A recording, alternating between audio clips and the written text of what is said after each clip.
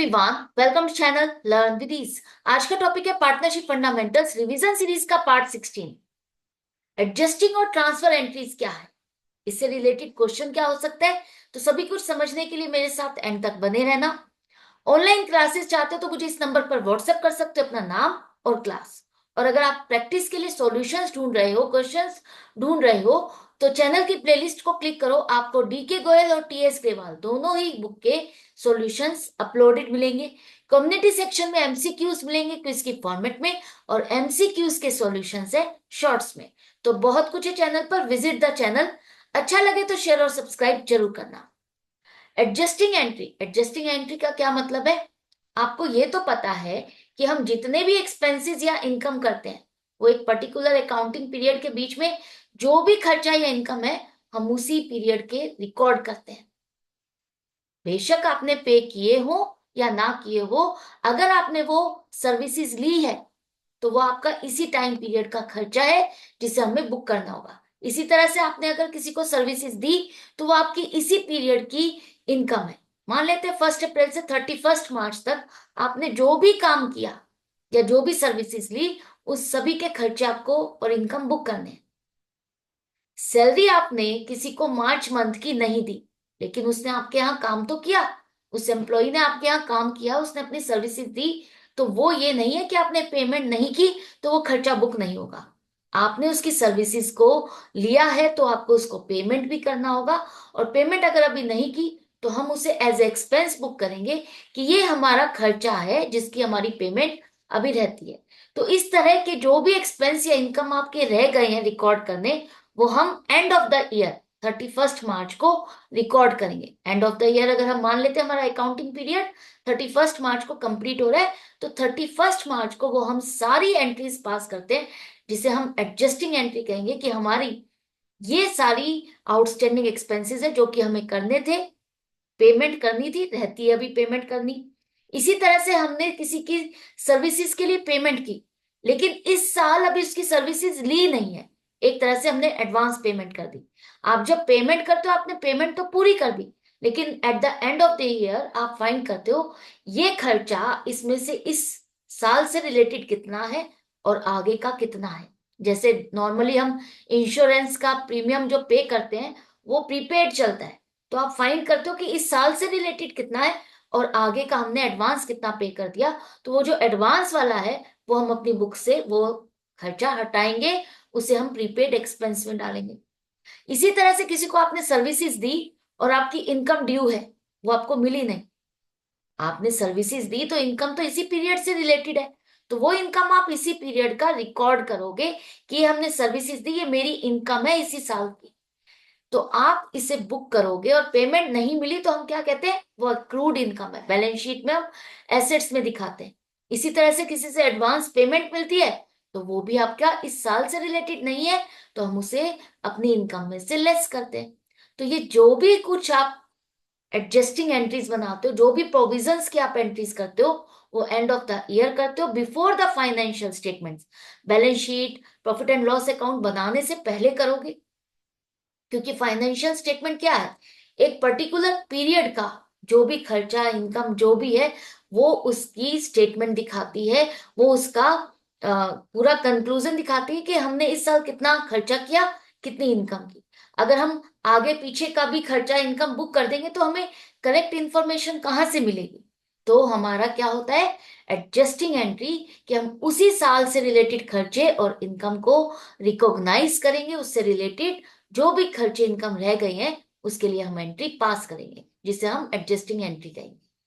ये तो बात समझ में आ गई, कोई नई बात नहीं है। आपने क्लास 11 में सारी फाइनेंशियल स्टेटमेंट्स विद एडजस्टमेंट्स पढ़ा है ना, तो वो क्या है, वो एडजस्टिंग एंट्रीज ही है। इसी तरह से ट्रांसफर एंट्री का क्या मतलब है?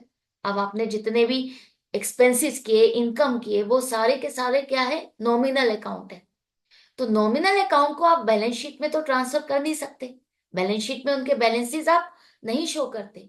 तो उन बैलेंसेस को आप क्या करोगे, उन बैलेंसेस को हम पर्टिकुलर अकाउंट में ट्रांसफर करेंगे, जैसे कहते हैं प्रॉफिट एंड लॉस अकाउंट। जितने भी खर्चे इनकम है, अब वो किससे रिलेटेड है, आपके प्रॉफिट एंड लॉस अकाउंट से रिलेटेड है। तो वो सारे के सारे हम ट्रांसफर कहाँ करेंगे? प्रॉफिट एंड लॉस अकाउंट में, ताकि वो क्लोज हो जाए। उन नॉमिनल अकाउंट्स को क्लोज करने के लिए आप ट्रांसफर एंट्री पास करते हो, वहां से वो उनका बैलेंस उठा करके प्रॉफिट एंड लॉस अकाउंट में ट्रांसफर करते हो। इसी तरह से आपने किसी को क्रेडिट सेल की और आप सेल बुक या परचेज बुक मेंटेन कर रहे हो, तो वहां से जितना भी सेल का टोटल है, परचेज का टोटल है, वो आपको ट्रांसफर करना है। कहाँ? अपने सेल्स अकाउंट, परचेज अकाउंट। तो वो सब क्या है? Transfer entry. एक अकाउंट से दूसरे अकाउंट में ट्रांसफर करना ट्रांसफर एंट्री है। तो ये मीनिंग समझ में आ गए। तो अब देखते हैं क्वेश्चन क्या होगा। क्वेश्चन में कहा है कि 3 पार्टनर है, अदिति, बॉबी और क्रिश। तीनों की प्रॉफिट शेयरिंग रेशियो 5:3:2 है। कैपिटल आपको दी है तीनों की। पार्टनरशिप डीड के अकॉर्डिंग आपको interest on capital 10% per annum देना है। उनकी ड्राइंग्स पर इंटरेस्ट चार्ज करना है 6% पर एनम के हिसाब से। और अगर पार्टनर ने लोन दिया या लिया है तो उस पर हम 9% पर एनम के हिसाब से चार्ज करेंगे या उसको देंगे। अब देखो, during the year Aditi had withdrawn इतनी इतनी ड्राइंग्स। इन 2 पार्टनर्स की ड्राइंग्स आपको दी है। और इसी तरह से जो क्रिश है उसने फर्म को लोन दिया है। इन 2 पार्टनर्स की तो ड्राइंग है और तीसरा पार्टनर जो क्रिश है उसने फर्म को लोन दिया है। आपसे पूछा गया है कि इन 3 चीजों के लिए क्या एंट्रीज होगी।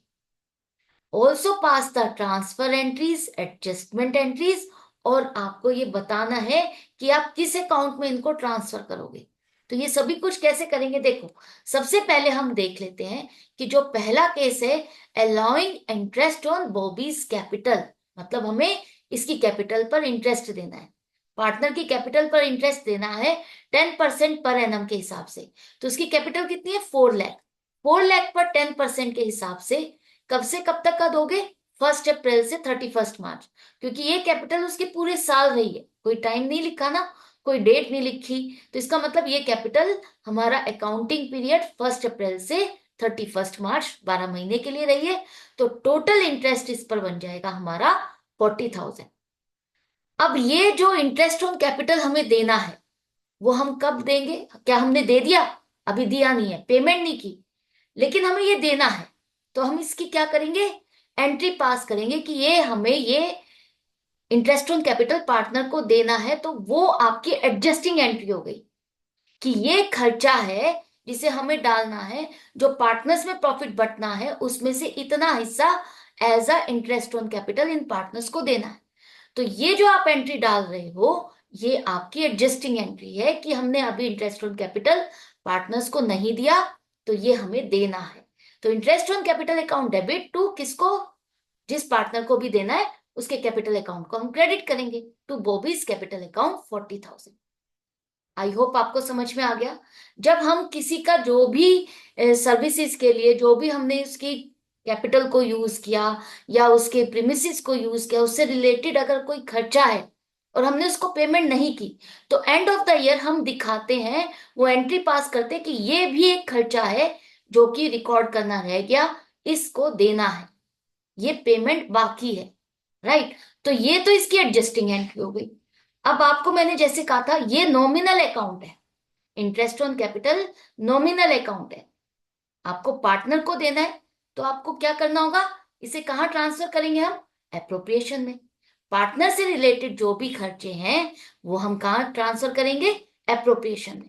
क्योंकि प्रॉफिट का एक हिस्सा आपने बांटा, डिस्ट्रीब्यूट किया, तो ये एप्रोप्रिएशन में आपका ट्रांसफर होगा कि हमने एप्रोप्रिएशन में से इतना प्रॉफिट यूज किया इंटरेस्ट ऑन कैपिटल के नाम पर। अगर कोई सैलरी से रिलेटेड बात होती कि salary account debit to outstanding salary account, तो क्या होता? हम सैलरी जो खर्चा है नॉमिनल अकाउंट उसको हम प्रॉफिट एंड लॉस अकाउंट में ट्रांसफर करते। लेकिन यहाँ पार्टनर से रिलेटेड है तो हम एप्रोप्रिएशन में ट्रांसफर करेंगे। ये एंट्री भी आपकी 31 मार्च को ही होगी। तो profit and loss appropriation account debit to interest on capital 40,000। तो आपको ध्यान से करना है कि हम पार्टनर के बारे में बात कर रहे हैं कि यार नॉर्मल हमारी जो बिजनेस से रिलेटेड दूसरे खर्चे हैं उससे रिलेटेड बात कर रहे हैं। इसके बाद है नेक्स्ट, आपसे कहा है कि आपको ड्राइंग्स पर इंटरेस्ट चार्ज करना है। अगर अदिति की बात की जाए तो उसकी ड्राइंग्स कितनी है? उसकी ड्राइंग से आपकी 60,000। तो 60,000 पर 6% पर एनम के हिसाब से हमें उससे इंटरेस्ट लेना है। अगर उसने पैसा विड्रॉ किया तो फर्म उसकी ड्रॉइंग्स पर इंटरेस्ट चार्ज करेगी। कितना बनेगा? आपको पता है जब डेट नहीं दी होती कि कब पैसा उसने विड्रॉ किया, उस केस में हम 6 मंथ्स का इंटरेस्ट चार्ज करेंगे।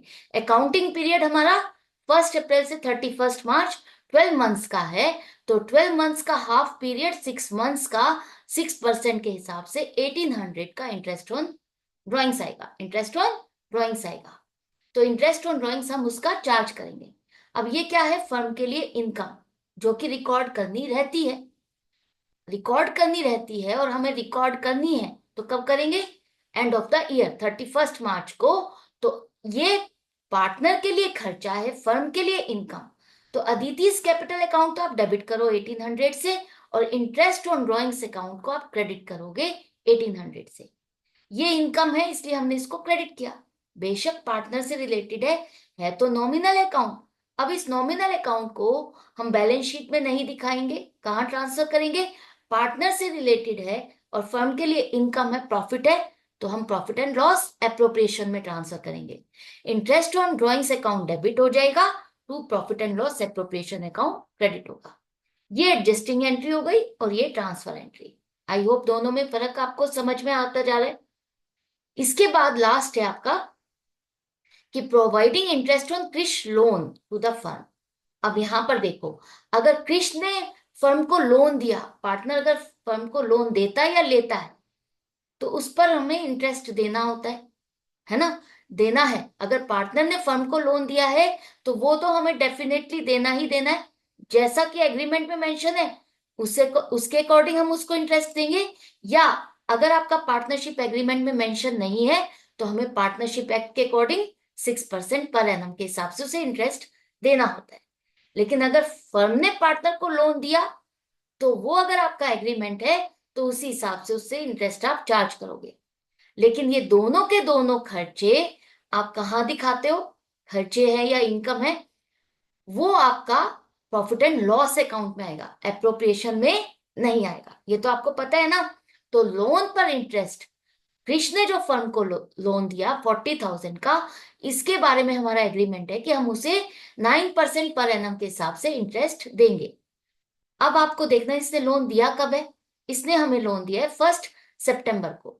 तो 1 सितंबर से 31 मार्च तक 7 मंथ्स का इंटरेस्ट इसका बनेगा 2100। अब ये हमने इंटरेस्ट अभी इसको दिया नहीं है, इसके लोन पर इंटरेस्ट बनता है, ड्यू है, जो कि हमने अभी इसको दिया नहीं। तो क्या करेंगे? जब पार्टनर के लोन पर हमें इंटरेस्ट देना है तो हम interest on loan account debit 2100 और टू क्रिश लोन अकाउंट को क्रेडिट करेंगे। याद रखना, कैपिटल नहीं आएगा। जब पार्टनर ने फर्म को लोन दिया है तो उसके कैपिटल अकाउंट में आप इसके इंटरेस्ट को डेबिट नहीं करते हो। यहां पर हम उसके लोन अकाउंट में ही इसको ऐड करेंगे कि इतना अमाउंट इंटरेस्ट का और है जो कि आपने नहीं दिया, लोन की अमाउंट और इंक्रीज हो गई। ये हो गई आपकी एडजस्टिंग एंट्री। अब जैसा कि मैंने कहा कि ये नॉमिनल अकाउंट है और पार्टनर से रिलेटेड लोन पर इंटरेस्ट देना या लेना, ये भी आपका प्रॉफिट एंड लॉस अकाउंट में आएगा। तो प्रॉफिट एंड लॉस अकाउंट में इस खर्चे को हम ट्रांसफर करेंगे, profit and loss account debit to interest on loan account. तो एडजस्टिंग एंट्री और ट्रांसफर एंट्री दोनों समझ में आ गई आपको किस तरह से बनानी है। अगर क्वेश्चन आ जाए तो कंफ्यूज नहीं होना, ध्यान से समझ के करना। इसी तरह से कनेक्टेड रहो, सीखते रहो, समझते रहो और अपने कॉन्सेप्ट्स क्लियर करते रहो। रिवीजन तो हो ही रहा है। आई होप फर्स्ट चैप्टर आपका इजीली और अच्छे से हो गया। इसके बाद हम नेक्स्ट चैप्टर सेकंड करेंगे गुडविल से रिलेटेड। मिलते हैं नेक्स्ट वीडियो में। Goodbye and take care.